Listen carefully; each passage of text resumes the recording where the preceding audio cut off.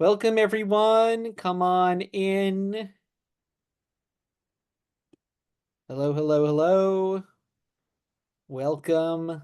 Thank you for spending your Friday afternoon, evening, morning, wherever you are in the world with us. I'm just going to let the room populate for another 30 seconds, and then I'm going to kick us off. Feel free to let us know who you are, what company you're with, where you are in the world in the chat. I'm Rob here at Power to Fly in sunny but chilly New York City right now. So, yes, just when we thought it was spring, it snowed last night again. So it's not quite here yet. Maybe someone else is dealing with similar things wherever you are in the world.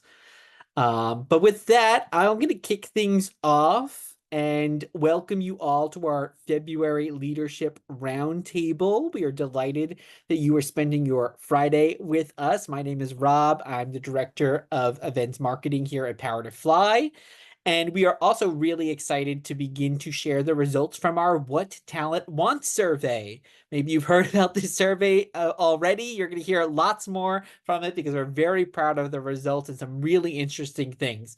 And one of the topics that was actually brought up time and time again in this report was how we can better bridge the leadership divide and gap through upskilling, professional development, and much more. So today, we're going to start by sharing some stats and findings, and then we'll hear about some action steps from our own Sienna Brown, and then we want to hear from you. What are you doing at your organization to help bridge the leadership gap, and is that an issue to begin with? And just before we get into today's topic, just wanted to share the code of conduct here on our screen. Again, feel free to introduce yourself in the chat. Let us know your company and where in the world you're joining from. And I did want to point out that the content shared during Power to Fly events is for informational purposes only, does not constitute legal advice. And for specific legal guidance, please consult a qualified attorney. And if you are a member of SHRM, this event is SHRM eligible. So there is the code on your screen. And I'm also going to share it here in the chat as well. Buffalo, New York, very cold there, I'm going to guess, and probably in Cleveland and Ohio as well. So there's the SHRM code. You can also take a screenshot of that if you can't access the chat. And want to tell you just a bit more about Power to Fly. We help organizations attract top talent and retain engaged employees with solutions that simplify recruitment, enhance employee satisfaction, and drive long-term business success. So just respond to one of those many reminder emails you probably got if you want to hear more information. And actually here on this next slide, you can see a QR code as well. If you'd like to scan that, you can book a demo with us as well. So I'll just pause there for a second in case anyone wants to scan that. But without further ado, let's jump into today's topic. So for today's conversation, we are thrilled to share some of the findings from our What Talent Wants in 2025 survey. The survey reached a range of people spanning over 20 industries and 50 countries with 1,133 diverse professionals, illustrating a spectrum of roles from entry level to executive leadership, ensuring that the insights captured reflect varied experiences and challenges. And actually around 80% of the survey's participants identified as members of historically underrepresented groups such as women, BIPOC, members of the LGBTQI+ community, and people with disabilities. So while the job market continues to possess various levels of volatility, this has not prevented employee dissatisfaction in their current roles. In fact, 54% of the survey respondents are considering quitting their jobs in 2025. Only 19% responded that they are not considering new opportunities. So just take that all in, that the majority of folks that we heard from are actually really actively considering finding new roles in this year, and only 19% of those people are really not considering any new opportunities at all. That's pretty stark. And the data tells even deeper story. Employee dissatisfaction is on the rise, driven by a perceived lack of opportunities, outdated hiring methods, and insufficient alignment with personal values. For example, confidence in job security has dropped from 60% in 2023 to 37% in 2025, indicating that increased worker anxiety. However, this dissatisfaction is not without direction. It demonstrates exactly what today's workforce calls for, and career growth tops that list. Career stagnation is a major concern for employees, with only 24.5% of respondents feeling secure in their company's career pathing. Women, in particular, showed much lower satisfaction, only 17%, versus men, who were at 35%. Moreover, satisfaction levels among Black women were at 14%, white women at 12%, people with disabilities at 17%, and LGBTQ people at 23%. Again, this is career dissatisfaction. Without clear progression models, companies risk losing this top talent to competitors that provide structured growth prospects. In fact, a whopping 90% of respondents to our survey wanted clear career pathing and progression models in 2025, while 80% wanted leadership development opportunities. And this is all related to upskilling. Continuous learning is no longer a luxury, but rather a requirement. An overwhelming 91% of respondents stressed the necessity of upskilling, with AI literacy and data analysis at the top of their desired list. That was 50% of people that responded to our survey actually wanted AI literacy upskilling. Women were more interested in mentorship at 70%, while men favored self-paced learning and technical skills. Upskilling is more than simply technical expertise. Business skills and people skills are also in high demand, with 30% wanting more business skills and 25% wanting more people skills. This also includes strategic planning, emotional intelligence, and conflict resolution gaining much more prominence. Leadership remains a weak link in many companies, with only 37% of respondents satisfied with their leaders' abilities to promote a career development. Overall, 40.5% are somewhat or very dissatisfied. And while they do recognize their leaders' technical knowledge, abilities such as teamwork, mentoring, and career development aren't meeting expectation levels. Satisfaction levels in this category dropped even further for women, 32%, and Black employees, 20%. Poor leadership leads to employee disengagement, high turnover, and low morale. Organizations should prioritize leadership development programs that focus on emotional intelligence and mentorship. And effective leadership is essential for bridging the gap between employee expectations and company goals. So I know there was a lot of information, and we will be sharing this in a diluted form so you can kind of take a look, and we'll also be sharing that full What Talent Wants survey with you all so you can take a look and dive into that. There's lots of great information there. But without further ado, I'd love to bring in my colleague, Sienna J. Brown, our VP of Growth, to talk to you all a bit more and offer some action steps that we can all take. Sienna's mission is to build a new wave of leadership focused on inclusion and intention in the workplace so that every individual has equal opportunity to reach their full potential.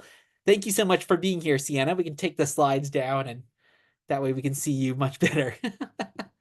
Thanks, Rob, and thank you all of you for joining on a Friday. I think this is a very timely and necessary topic, especially as we're starting the year and really thinking about what Rob was mentioning, the importance of really engaging and retaining the top talent that we have in our organization. So I'm excited to dive into it. Well, my first question for you, Sienna, is we saw some of the skills there in our survey that I mentioned, but what key skills should organizations prioritize when upskilling future leaders to ensure that long-term success?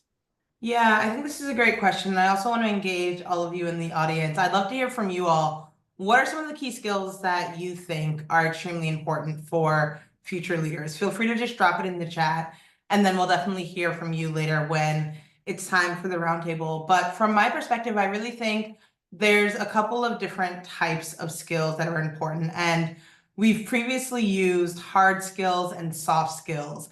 I'm personally not as much of a fan of soft skills because that makes it seem as if they're not as important. But something that we've really learned in our framework that we've created here at Power to Fly is there's three buckets of skills that are really important for leadership development. Technical skills, what do individuals need to do their role and their role well? People skills, what do individuals need to collaborate in an inclusive and an impactful way? And then also business skills.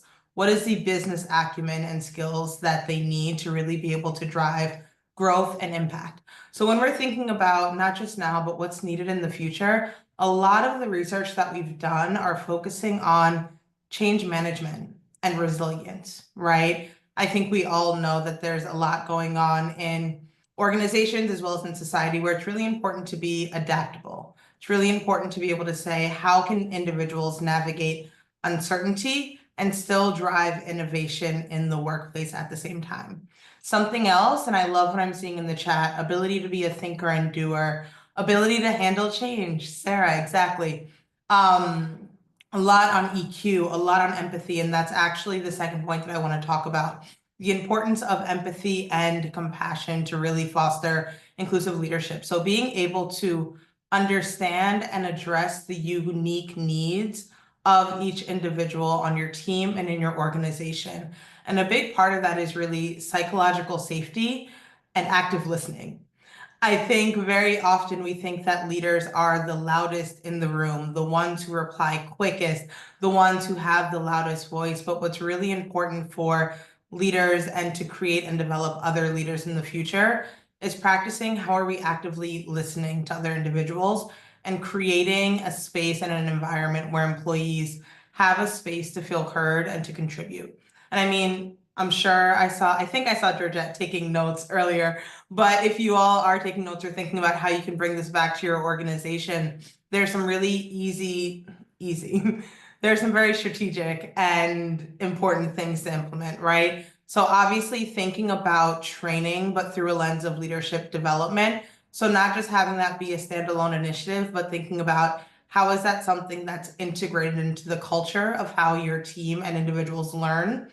Another really important thing, and I know that we're just getting done with performance review season for many of us, but thinking about how we can create cadences for 360 feedback, right? So really being able to encourage folks to think about how are they giving direct feedback, how are they receiving feedback, and adjusting their leadership styles accordingly. And the last thing that I would say is really thinking about how can we create and embed cross-functional places for individuals to learn collaboratively and collectively, right? Oftentimes we have certain people who might be leading L&D efforts or who might be doing different trainings, but thinking about how can individuals within your organization also learn from one another and be able to share their skills and experience and knowledge in a way that doesn't just have to be top down, but that can also happen across roles as well. I love this, and I just want to shout out some of the other great things people are saying in the chat here. I love storytelling because here at the growth team, we just had a storytelling workshop on that. Lots of folks saying growth mindset EQ might be the all-time winner. Lots of folks are saying that resilience and analytics on the more technical skills there. So thank you all for adding that. We're going to hear more from you in our roundtable session, but my next question for you, Sienna, is everything you said is great, but now let's talk about like how do we actually do that? So what strategies can organizations implement to identify and elevate high potential talent?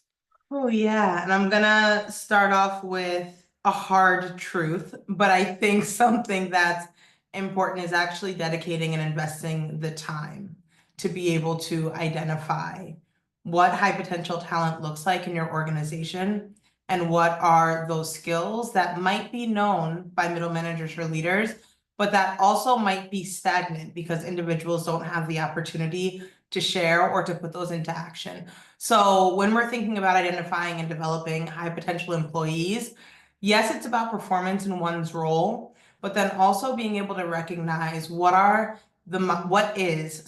mindset, the leadership qualities that we just listed in the chat, and also the contributions to business outcomes that individuals may have that might be overlooked, but that also need to be able to craft and create space to start identifying that and then giving individuals opportunities. So something that we've actually created, what is time? Last year in H2, we integrated a skills analysis within our organization and for the organizations that we work for that actually allow for individuals to do an audit and recognize what are their technical, business, and people skills that they have. And the second thing that we did that really was able to drive impact was actually being able to say, how can they start fostering or having opportunities to use these skills in a way that they currently don't have.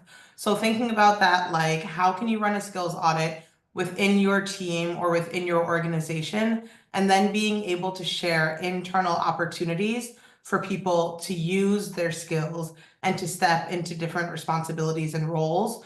And then I think another thing that's really important is creating transparent career pathways. Rob spoke about this earlier in regards to the data that we saw from our respondents, but being able to have a clear and structured career development plan, but then also visibility on what does it take to advance to the next step, and what does that look like, not just from an organizational perspective, but also from an employee perspective, right? We might have a lot of internal roles that no one's interested in.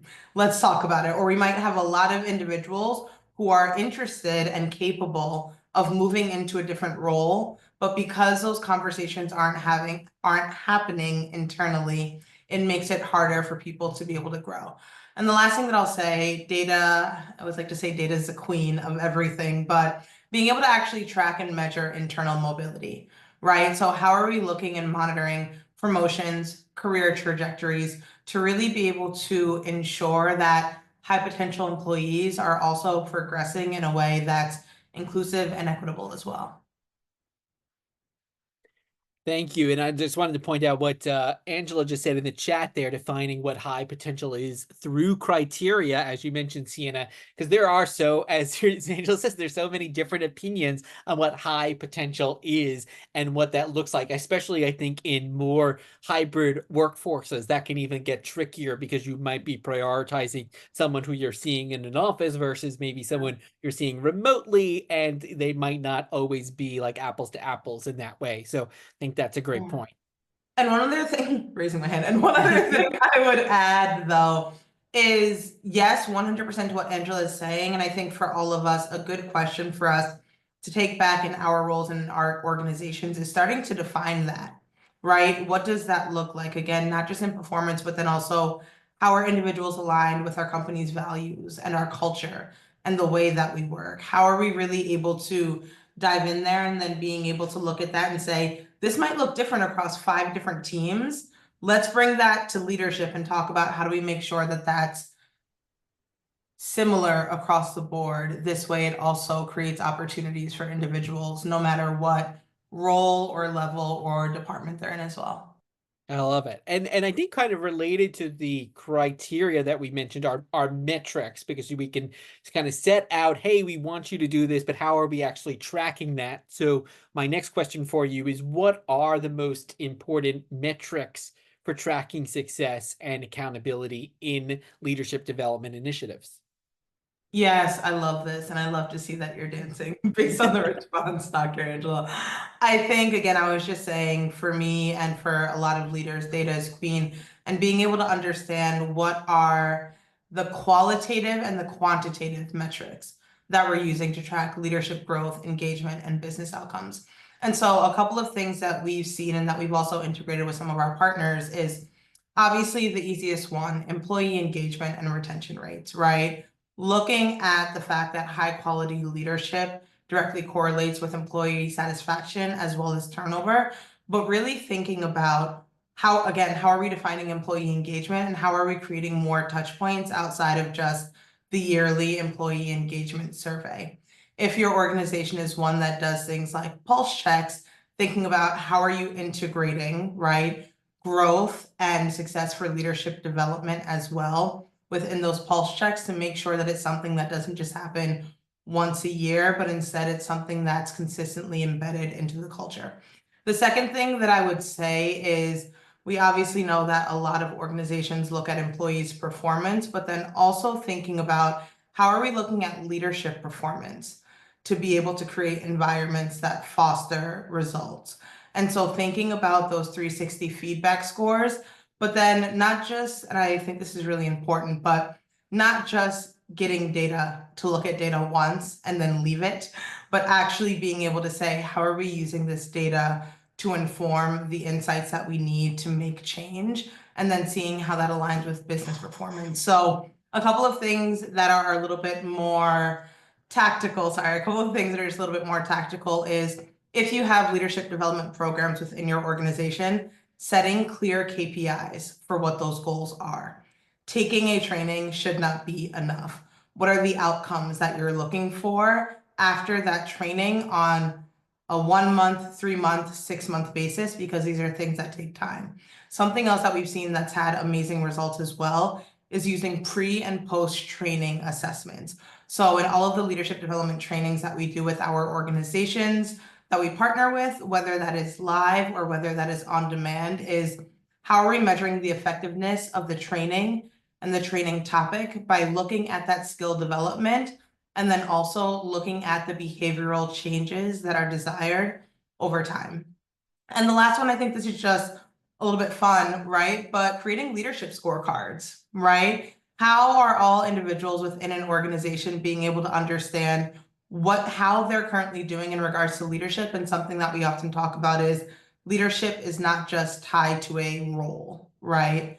Leadership is also tied to an individual's action. So giving a little bit of a snapshot of what does this mean at our organization, right? What does this mean within our team? And then what does this mean for all individuals? And because we're in a world of AI, leveraging AI and people analytics, right? We can have hundreds of different data points, qualitative and quantitative, but then also how are we using AI to be able to help support us, not do it for us, but help support us analyze, and then start seeing what are the predictable insights that will drive the leadership behaviors that will bring the best outcome based on what we need for our organization.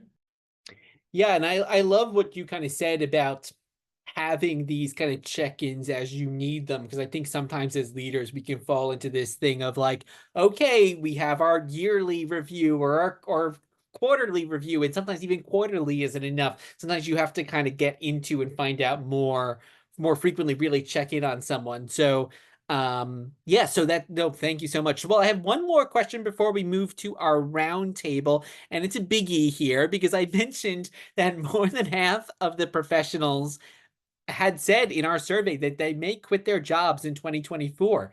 So what comes next, Sienna, for companies in regards to retention, and what role can we here at Power to Fly play in supporting anyone who might be on the line looking for that kind of support? Yeah, and I think this is a great question, right, Rob? Because I'm sure quick rates of hands if any of us want to lose our best employees in our organizations, right? I think we're all extremely committed to really being able to keep our best talent and retaining them. And so something that we saw in our survey, but also that we've seen across the board, is that individuals aren't just working at organizations for salaries or title. They want to be able to work at an organization where they feel valued, where they feel seen, and where they feel supported in their current role and for their future as well. And so really thinking about some of the core things like what does flexibility and work-life integration look like, right? What are the workplace policies that you all have in play? And I'm excited to hear from you in the roundtable section that prioritize autonomy for individuals to be able to do their best work, right? I'm going to go back to what I shared at the beginning of this interview, but also thinking about what does psychological safety look like within your teams and your organizations? Employees often leave bad managers, not companies. And so thinking about how are you integrating training, but then also the day-to-day best practices that really center trust, inclusivity, but that also center empowering individuals to have the opportunities to grow in their work, to grow in their role. And I think the last thing that I would say before we talk about how we can support is really being active with employee feedback. And this is something that I'm going to keep coming back to, because outside of just surveys with the qualitative and quantitative data, how are you creating opportunities to hear? How can we be doing better? Where do you want to have more transparency? What are your goals and desires for the next 3 to 6 to 9 months? And then also keeping ourselves accountable to say, how can we help you get there? Because when we're able to create cultures within our roles, our departments, and our organizations to figure out how are we being committed to our people? Because at the end of the day, people are at the center of everything that we do and all of the business objectives that we reach. Really thinking about hearing what it is that they need to thrive.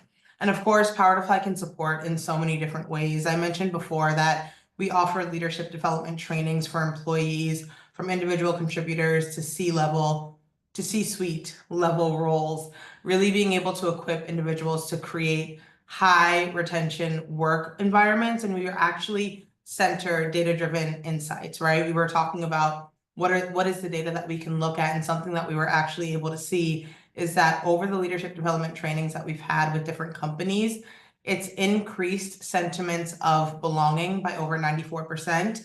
And for all of the trainings that we host, we also are able to see an increase in the learning, knowledge, and implementation of the topics that individuals were taught. So I think those are some really easy ways and for thinking about leadership development, but then we also offer ways to work with consulting regarding company culture. So how are we creating a company culture where individuals are able to not just do their job well, but also stay and grow with companies and organizations long term?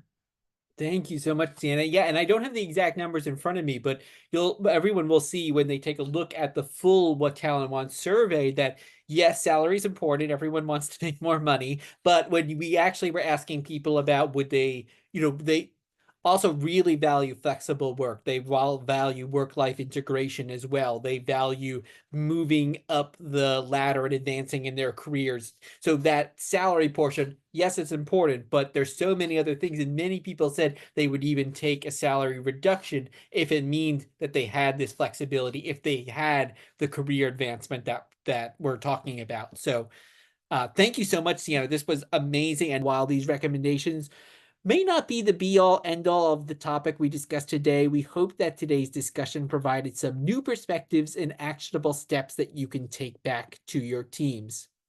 And at Power to Fly, we're committed to equipping organizations with the tools, talent, and strategies they need to build workplaces where everyone thrives. And that includes really unlocking innovation, strengthening culture, and unlocking that lasting growth. So thank you all so much for spending some of your Friday with us today. We're very excited. Again, expect the recap of today's conversation in your inboxes early next week.